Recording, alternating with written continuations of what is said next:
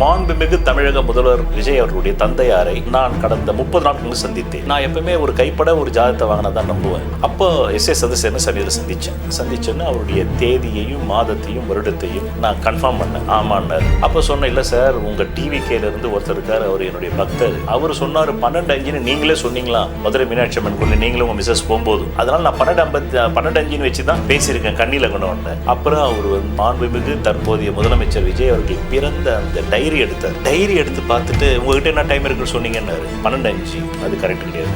அப்போ 9:25 தான் கரெக்ட்னாரு. அதனால 9:25 AM 22 ஜூன் 1974 சென்னையில் பிறந்த கடகலக்னம், கடகராசி, நட்சத்திரம் பூசம். அந்த ஜாதகத்தில் ஜோதிட விதிகளில் சொல்லப்பட்டது, லக்னாதிபதியும் பூர்வ புண்ணியாதிபதியும் சேர்ந்தால் அரசு பதவி வரும். மாண்புமிகு தமிழக முதல்வர் அவர்கள் பிறக்கும் போது அஷ்டமாதிபதியின் சொல்லக்கூடிய அசிங்கம், அவமானம், மானபங்கம், தற்கொலை முயற்சி, மலை உச்சியில் இருந்து இடறி விழுதல் என்ற அந்த ஒரு குடம் பாலுக்கு ஒரு துளி விஷம் என்ற நட்சத்திரத்தில் பிறந்திருக்கு. அதனால தான் அவருடைய திரைத்துறை வாழ்க்கையில் நிறைய விமர்சனங்கள் இருக்கு. அவருடைய உருவகேலியில் இருந்து நிறைய விமர்சனம் இருந்ததுன்றதை பற்றி நம்ம பத்திரிகைகள் வாயிலாக கேட்டிருக்கோம். அதனால தான் அவருக்கு அந்த உருவகேலிலாம் இளமையிலே வந்தது. பாம்பு புத்துல 190 பேர் கை விட்டு செத்துட்டான், 10 பேர் கை விட்டு போயிட்டான். அதுல ஒரு 2-3 பேர் பாம்பே கையில பிடிச்சிட்டு இருப்பான், பிடிச்சி அடக்கியும் இருப்பான். அதுக்காக 90 பேரும் போய் கை விட்டாக்க சிக்கல். அப்போ அவருக்கு இதுவரையிலும் அவர் பிறந்ததுல இருந்து 17 வருஷம் சனி இருப்பில் பிறகுறாரு. 74 இருந்து 91 சனி தசை. அதுவே அவருக்கு அஷ்டமாதிபதி. சரி, விபரீத ராஜயோகம் 8 கோடி 12 போனா அதனால கொடுத்தான்னு சொல்லிக்கலாம். அப்புறம் 91 இருந்து 2008 வரலையும் விபரீத ராஜயோகம், அது சனியும் அஸ்தமனம். அவருக்கு அஸ்தமனம்னா என்ன சொல்றது, பீஸ் போன பல்புன்னு சொல்லுவாங்க. அஸ்தமனம்னா காலையில நட்சத்திரம் கண்ணுக்கு தெரியுதா? இல்ல, ஏன்னா சூரியன் மறைச்சிருக்கு. இன்னொன்னு, அரசியலுக்கு சூரியன் நல்லா இருக்கணும். அவருக்கு சூரியனே 12. உங்கள் வாழ்க்கையில் விடை காண முடியாத கேள்விகளுக்கு விடை சொல்ல வருகிறார் the one and only hat-trick success astrologer in India, ஜோதிட சத்குருஜி மெஹரு. தன் சுய ஜாதகத்தின் மூலம் விழிப்புணர்வு பெற்ற ஒரு மறைபொருள் ஞானி. இந்த மியூசிக்கல் சர்ச் சிச்சுவேஷன்லாம் இருந்து நம்ம பார்த்துருப்போம். ஸோ அது ஒரு மாதிரி செட்டில் ஆயிடுச்சு. இதுக்கப்புறம் ஸ்மூத்தாக எதிர்பார்க்கலாம்ல.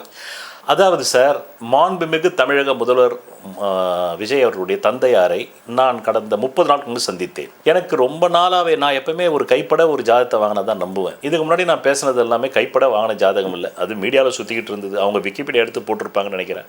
இவர் ஜோசப் விஜய் என்பது எச் ராஜா சொல்லி தான் தமிழ்நாட்டுக்கு தெரியுன்றாங்க. எனக்கு அதுக்கு முன்னாடியே தெரியும். Lakshmi movie makers producer K Muralidharan, அவர் என்னை என் பக்தர்னு சொல்லுவேன். நான் அவர் சாவரவர்களும் குட் டேட்ஸ் கொடுத்தேன், பணவரவு நாட்கள், சந்திராஷ் நாட்கள்.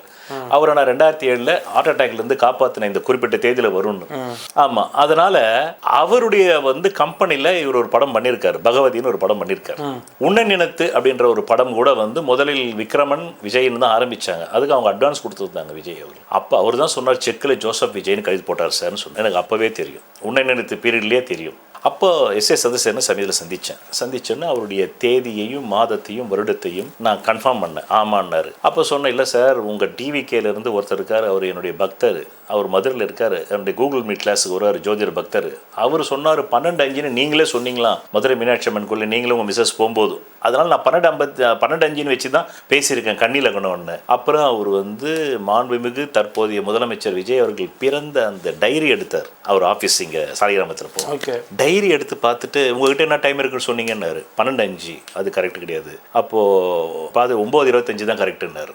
அதனால 9:25 AM 22 ஜூன் 1974 சென்னையில் பிறந்த கடகலக்னம், கடகராசி, அடுத்ததா நட்சத்திரம் பூசம். அந்த ஜாதகத்தில் ஜோதிட விதிகளில் சொல்லப்பட்டது என்னவென்றால், லக்னாதிபதியும் பூர்வ புண்ணியாதிபதியும் சேர்ந்தால் அரசு பதவி வரும் வந்திருக்கு. ஆனால் அந்த செவ்வாய் அங்கே நீசபங்க ராஜயோகம். ஆனால் அந்த செவ்வாய் வாங்கிய சாரம் சனி சாரம், அது அம்சத்திலும் ஆட்சி.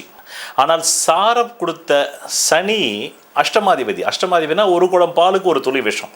சோ பூர்வ புண்ணியாதிபதியினுடைய சாரம் சரியில்லை, அது ஒரு குடம் பாலுக்கு ஒரு துளி போன்ற விஷம் போன்றது. லக்னாதிபதி வாங்கின சாரமும் சனி சாரம், அதுவும் ஒரு குடம் பாலுக்கு ஒரு துளி விஷம்.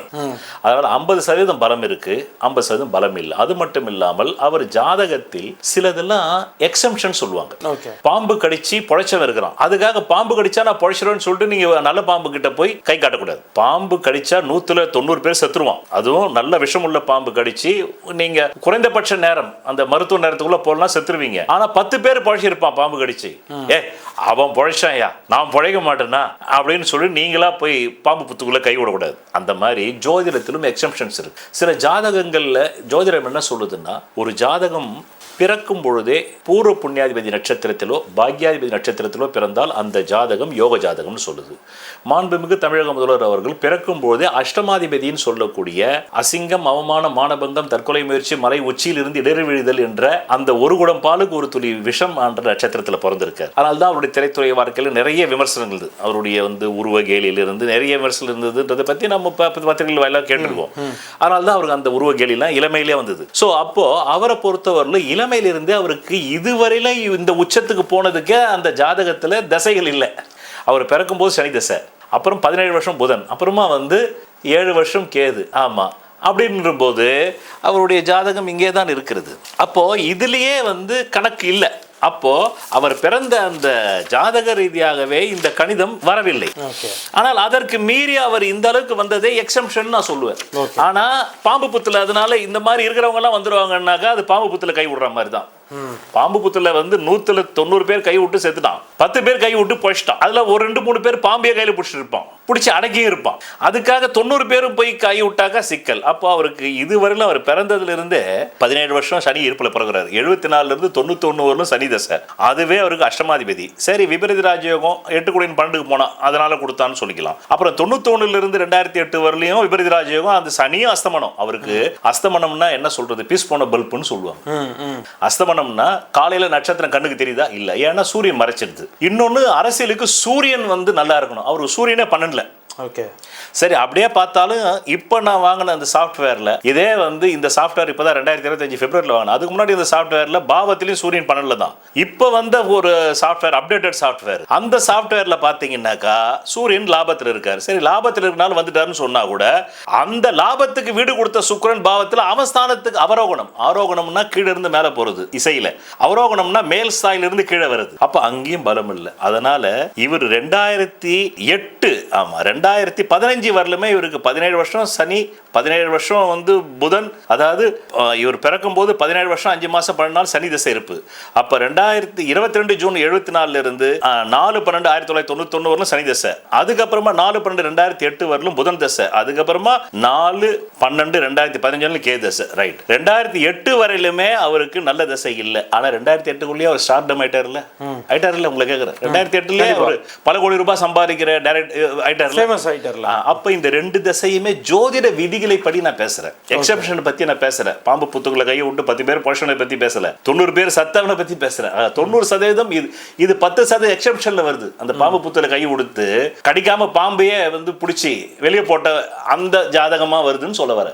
அப்போ 2008 இருந்து 2015 வரலும் கூட சரி 11ஆம் இடத்துல லாபத்துல உட்கார்ந்தான் அப்படின்னு நம்ம எடுத்துக்கிட்டாலும் அதுவும் பாதகாதிபதி தான், கொடுத்தவனே பறித்து கொண்டாண்டின்ற கதை தான். இப்ப 2015 இருந்து 2035 வரலையும் பாதகாதி தசை தான் ஓடுது. அதான் என் குருநாதர் ஒன்று சொல்லுவாரு, 6, 8, 12 கூடையவர்கள் வாழ்க்கையில் தசை வந்தால்தான் துன்பம். பாதகாதிபதி தசை வரவில்லை என்றால் கூட அந்த ஜாதகத்திலே அவன் நீசம் அஸ்தமனம் அடைந்து விட்டால் தொல்லை இல்லை, அவன் ஆட்சி பெற்று விட்டால் அந்த ஜாதகமே வேலை செய்யாதுன்னு. ஆனாலும் வேலை செஞ்சிருக்குது. இன்னைக்கு அவர் முதல்வராக உட்கார்ந்துட்டாரு.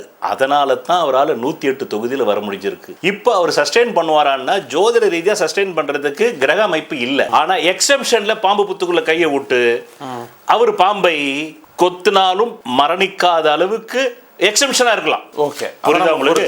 எக்ஸெப்ஷன்ல தான் அவர் ஜாதகம் இருக்கு. அதனால இது நாம பொறுத்திருந்து நடைமுறை வாழ்க்கையை பார்த்து தான் தெரிஞ்சுக்க முடியுமே தவிர ஜோதிட ரீதியாக ஷூட் ஷாட்டா சொல்றதுக்கு கிரக அமைப்பு இல்லை.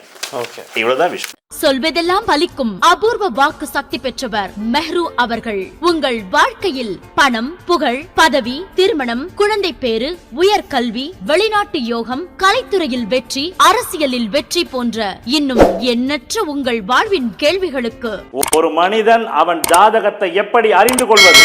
கான்டாக்ட் ஜோதிட Sadguruji Mehru. Address Quality Complex, first floor, new number 45, wall number 12, Arunachalam Road, Saligramam, Chennai 93. Phone 044237607772. Contact 9995295962, 98409 57612. Website www.srimeheru.org.